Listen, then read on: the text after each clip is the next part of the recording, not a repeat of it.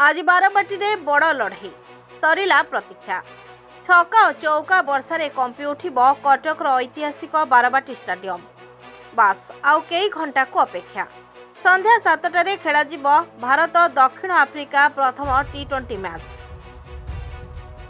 पंचम मैच श्रृंखलार सह प्रथम मैच बारबाटी आरंभ हो घरोई दल टेस्ट श्रृंखला को 0-2 हाथछड़ा करने पर दिनिकिया श्रृंखला को 2-1 जीति सम्मान बजाय रखी तेबे नुआ श्रृंखला और नुआ आह्वान सहित सूर्य सेना यह छोट फर्माट रे निज प्राधान्य विस्तार करिबो बोली विश्वास करा जाउछि।